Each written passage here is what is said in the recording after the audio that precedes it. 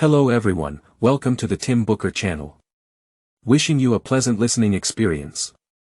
The book I'll be interpreting for you today is When Grief is Good by American psychological counselor Cindy Finch, subtitled Turning Your Greatest Loss into Your Biggest Lesson.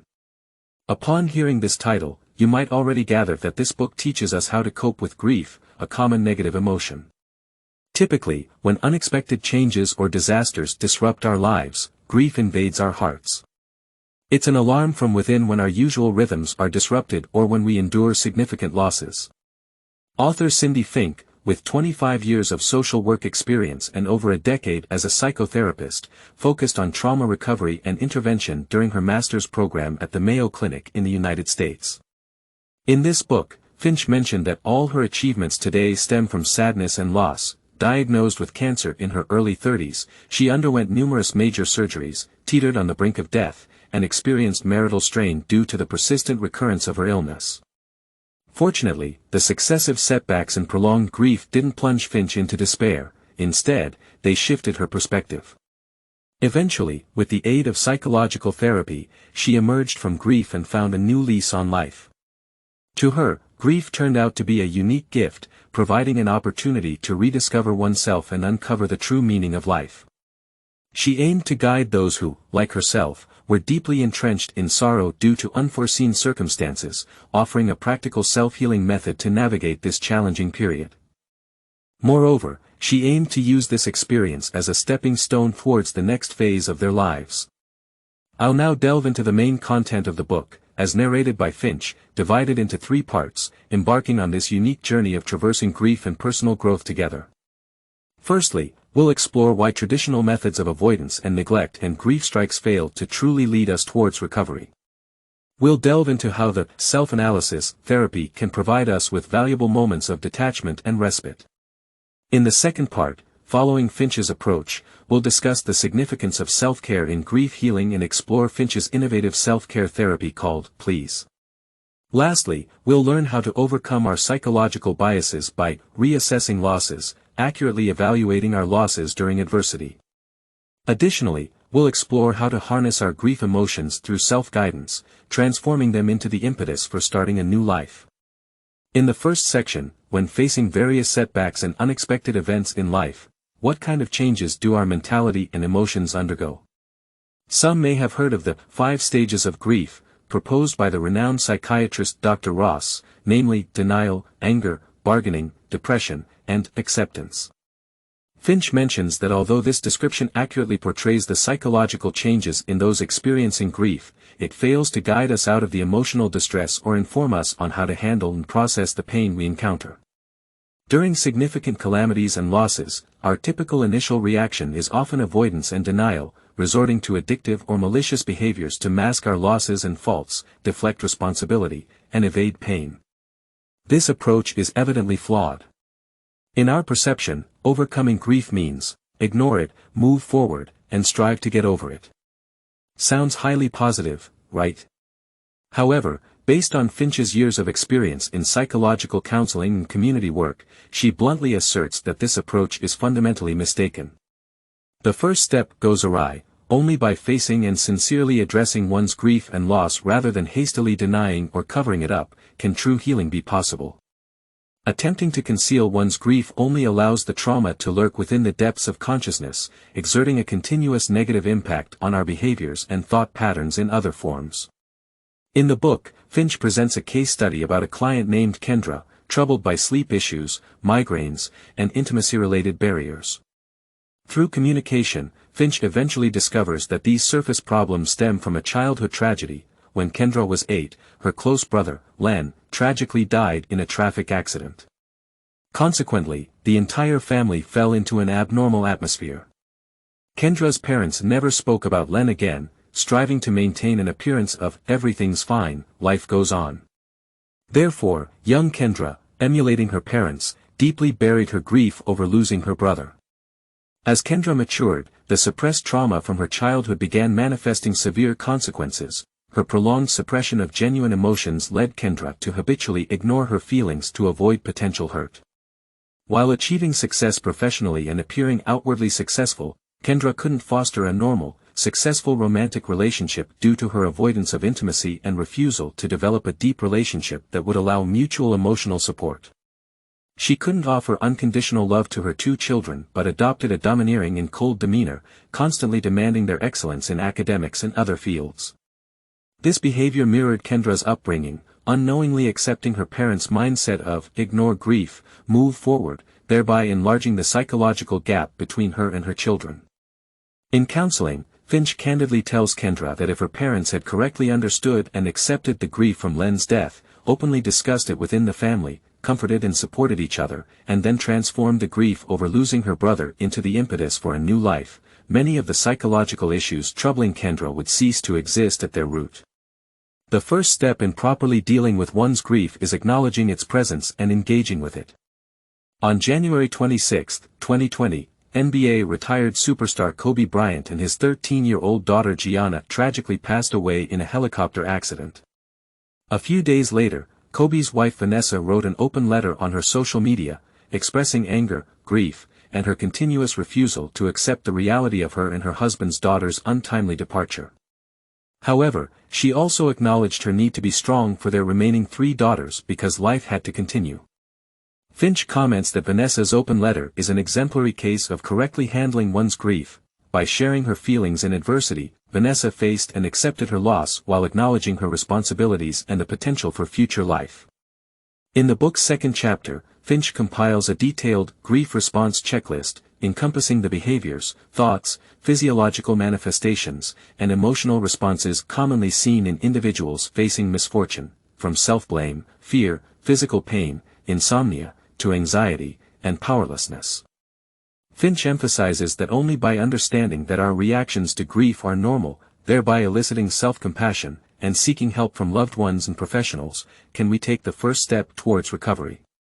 Subsequently, by engaging in simple exercises, we can attempt to detach ourselves momentarily from overwhelming grief. Though we may not immediately alleviate our pain at this stage, this detachment can grant us temporary tranquility, allowing us to rest mentally and physically. The approach is quite simple: write a letter to oneself. Finch suggests this letter can begin by listing what one has lost, jotting down various negative emotions and physiological sensations at present, then meticulously breaking them down. Identify the specific points triggering the most anger, sadness, or regret during this sudden disaster. Reflect on what changes or efforts one would make if given a chance to relive the situation to prevent or mitigate the catastrophe's severe consequences. Lastly, try writing down where one feels fortunate so far, things worthy of gratitude, and plans for the future. This therapeutic method, aimed at alleviating the negative emotional impact by reconstructing details, is known as self-analysis, previously discussed in our interpretation of once you can laugh at yourself, you are free. Through recalling the specific events and details of the disaster, individuals can impartially examine their negative experiences, gradually achieving emotional desensitization. Part 2. Now, with the 2 previous steps, we've acknowledged our grief and pain, recognizing that our emotional and physical unease is a normal response to sorrow. We've managed to momentarily detach from our pain, objectively assessing our situation to gain some breathing room. Finch states that achieving this signifies our first victory in the battle against grief. Next, we can guide ourselves into a pivotal second stage, tending to our emotional wounds, a phase crucially termed self-care. Many individuals experiencing profound sorrow tend to blame sudden mishaps and disasters entirely on their own negligence or decision-making errors, leading to excessive self-blame, fostering a sense of aversion and detachment from themselves.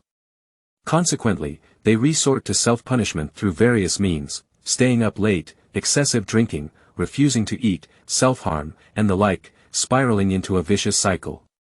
Therefore, if we genuinely want to heal from grief, we must cease self-condemnation and begin focusing on our emotional and physiological needs during this unique period, practicing self-care and nurture. Finch notes that self-care not only helps us recognize our value and restore internal security and comfort but ultimately enables us to muster the courage to fulfill our responsibilities and obligations to those around us. Speaking about the role of self-care in overcoming grief, Finch uses a metaphor called margin space.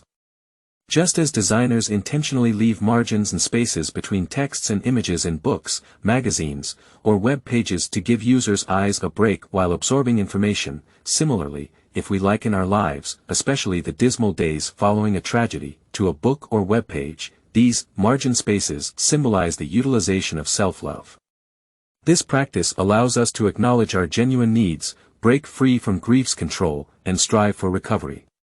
Engaging in self-care during periods of grief can begin with small, incremental actions, such as preparing a lavish meal for oneself, brewing a pot of tea, or taking a warm bath. Drawing from years of counseling experience and professional knowledge, Finch outlines a comprehensive system in the book, termed PLEASE, an acronym formed by the initial letters of 6 self-care techniques. Derived from dialectical behavior therapy in psychology, this system aims to guide individuals in a state of sorrow on how to address stress, regulate emotions, and enhance the quality of relationships with themselves and others. Firstly, the letter P stands for parent, which signifies taking care of yourself, maintaining hygiene, cleanliness, and dressing in clean clothes as much as possible. Next, the letter L represents illness, implying the necessity of seeking professional medical and psychological help to cure the physiological and psychological ailments one might suffer from during a low phase. The letter E abbreviates EAT, emphasizing the importance of regular eating habits. Despite feeling deeply saddened, it's crucial to ensure a balanced diet with healthy and nutritious food. Abundant energy and balanced nutrition ultimately improve our biochemical reactions, normalize hormone secretion, aiding in overcoming depression and melancholy. The letter A represents avoid, with 2 connotations, avoiding the use of drugs or other addictive substances and not shirking our life's essential obligations and responsibilities. The letter S signifies sleep.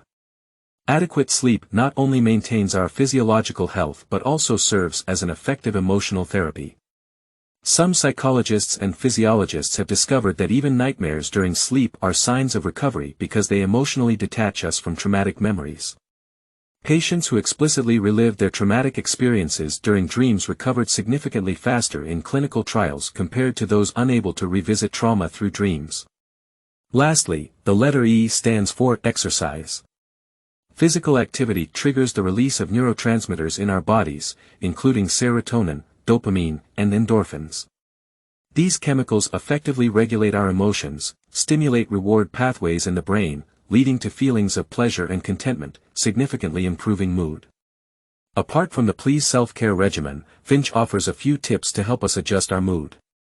The first, termed quick mood transformation, suggests diverting attention momentarily through simple entertainment activities, watching humorous videos online, spending time playing with pets, listening to favorite music, or spending time in nature.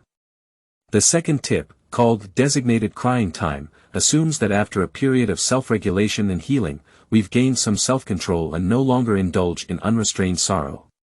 At this point, we can further manage our emotions actively. This involves allowing ourselves to freely express emotions during a fixed time slot each day. During this time, we can cry and regret without inhibition.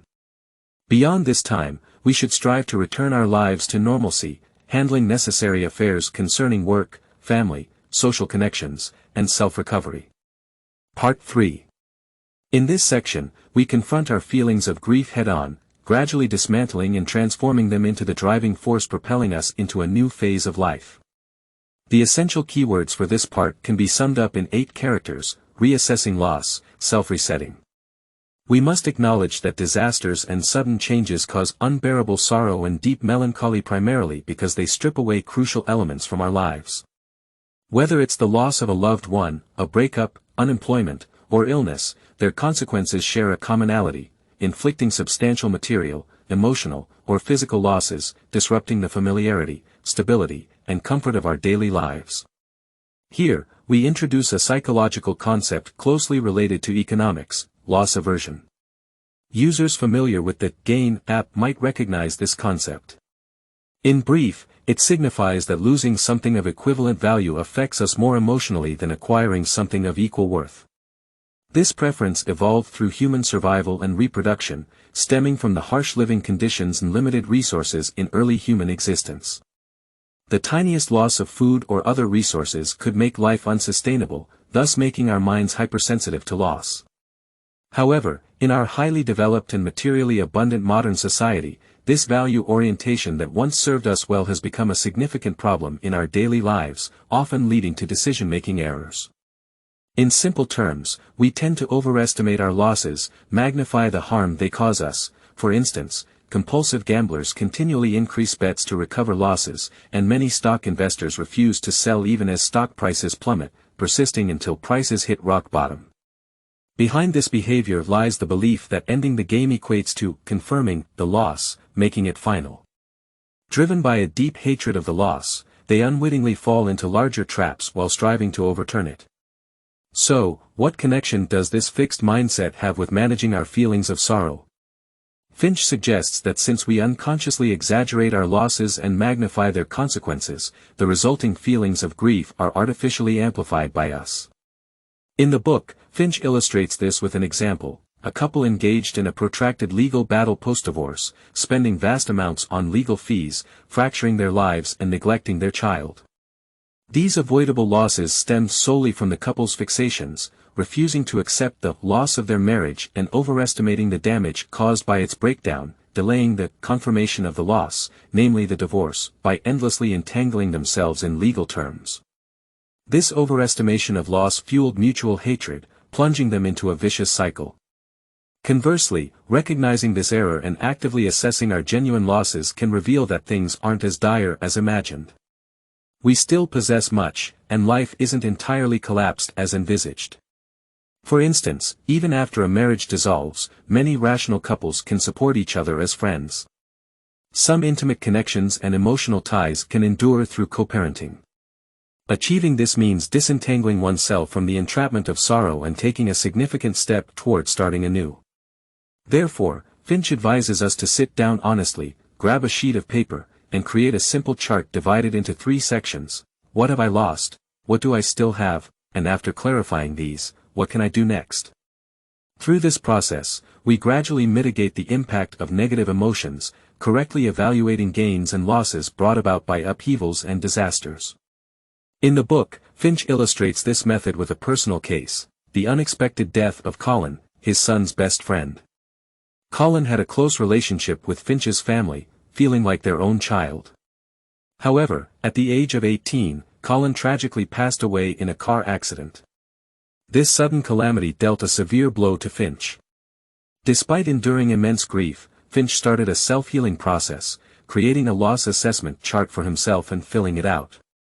Under the loss column, Finch noted losing Colin meant losing a young man who felt like a biological son and the possibility of further involvement in his life. Furthermore, the accident shattered his sense of security, making him doubt that he or anyone around him might depart the world in a similar tragedy. In the "What do I still have?" section, despite enduring deep sorrow, Finch listed items such as Colin's family, his current life, and his son's other friends. Finch remarked that although the loss was unbearable, Colin's departure sparked unprecedented love, care, and protective instincts towards his family. Since they were still present, Finch realized this as an opportunity to deepen his relationships with them. In the "What can I do next?" section, Finch concluded that in his manageable present life, his focus should tilt towards family and friends, continuing to support Colin's family, alleviating their pain from losing a loved one, driving more cautiously to ensure no one else suffers due to his negligence, and so on. Of course, if you can manage your feelings of grief relatively well, Finch further recommends adding a 4th section to the chart, identifying protective factors and risk factors in our current lives. Protective factors refer to resources that help us avoid risks, maintain emotional stability in everyday life, such as existing jobs, good health, supportive family, and partners during times of sorrow. Conversely, risk factors, such as low self-esteem during grief, temporary unemployment leading to financial strain, or habits of alcohol or substance abuse, serve the opposite function. Through this comparative evaluation, we determine specific efforts needed to return life to normal and rely on external assistance. In this detailed analysis, the grief and helplessness that occupied our minds due to the overestimation of loss gradually dissipate naturally. You, who were once deeply immersed in sorrow and unable to free yourself, have successfully navigated through various challenges to arrive at this moment.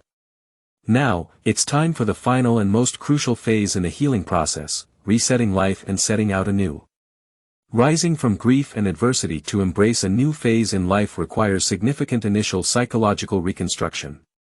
According to author Finch, one of the significant impacts of sudden disasters and upheavals is the destruction of certain steadfast beliefs within us, leading to a sense of loss of control and expectation in life.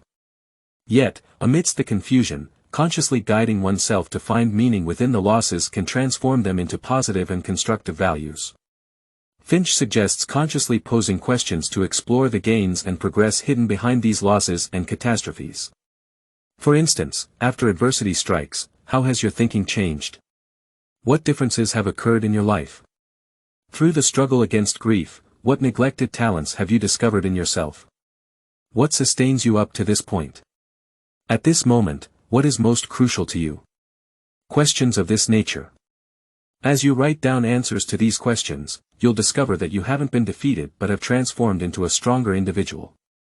This upheaval reshapes your value system, helping you identify genuinely precious elements in life and those individuals willing to support you during challenging times. Most importantly, in the battle against sorrow, you're likely to discover a goal worth fighting for throughout the rest of your life. Finch states that during the battle with grief, we often seek external help, connecting emotionally with people facing similar circumstances. In this process, we not only find a sense of belonging and identity within a group but also infuse our lives with new meaning and a sense of accomplishment by helping others. In December 2012, at Sandy Hook Elementary School in Connecticut, the United States witnessed one of the most tragic school shootings in history, resulting in the unfortunate deaths of 20 children. The Barton couple, parents of one of the victims, initiated a nationwide anti-campus gun violence organization. They spread awareness about the dangers of gun misuse, organized volunteers for campus security, and even developed a mobile app for immediate distress signaling during similar incidents. Finch highlights the Barton couple's actions as a classic case of resetting life. Instead of endlessly drowning in the loss of their child, they gave their loss and grief a more positive and noble significance by assisting other victims and preventing similar tragedies. In Finch's words, each of her achievements began with a loss. Her dedication to psychological counseling after being diagnosed with cancer stemmed from witnessing various psychological issues among cancer survivors during their medical treatments. She noticed the absence of a structured solution to these problems. This realization drove her to use her experience to assist others who faced similar hardships. Initially, she aided post-cancer patients' psychological recovery through communication, speeches, and community counseling. Later, she initiated a charity project to raise funds for critically ill patients' treatments. Eventually, she decided to return to school, obtained a master's degree, became a full-time therapist, and authored this book. Okay, that wraps up the basic content of When Grief is Good for You. In this book, author Finch, leveraging her first-hand experience as both a cancer survivor and a professional psychological counselor, presents a comprehensive, step-by-step approach to dealing with grief. Firstly, when sudden disasters or tragedies plunge us into grief, our initial response should involve confronting and acknowledging our sorrow and loss, rather than hastily denying or concealing it. Acknowledging various negative emotions, behaviors, and physiological anomalies as normal consequences following disasters and the arrival of grief allows us to avoid feelings of inferiority or self-blame. Subsequently, through self-analysis therapy, we gradually increase the time spent detaching ourselves from the emotions of grief. Simultaneously, applying Finch's please technique mentioned in the book involves systematically caring for oneself in grief, aiding in the gradual recovery of both body and mind from the impact. By the way, when we begin to care for ourselves, we signal those around us, implying, how you love yourself teaches others how to love you. As emotions gradually stabilize, Finch proposes a step of reassessing losses, self-resetting, to help us completely break free from the grip of sorrow and embark on a new phase in life. Why reassess losses? Human beings possess a psychological preference for loss aversion. Our inability to break free from sorrow and negative emotions is often due to unconsciously magnifying the losses we endure during upheavals. Yet, temporarily detaching from negative emotions, earnestly quantifying our actual losses, and assessing what we still possess reveal that things aren't as dire as we imagine. What terrifies us most is the fear we create ourselves. Ultimately, by consciously guiding ourselves, reshaping our value system, discovering neglected talents, highlights, and life pursuits, we can dissolve the negative impacts of grief and find a reliable source of motivation and anchoring point for future life after setbacks and accidents. In conclusion, according to author Finch, grief seems like a special gift fate bestows upon us.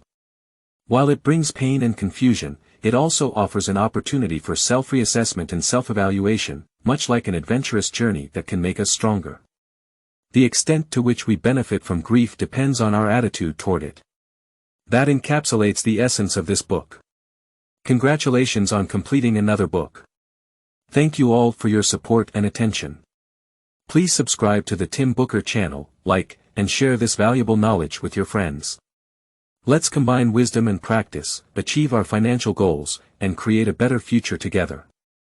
Thank you, goodbye.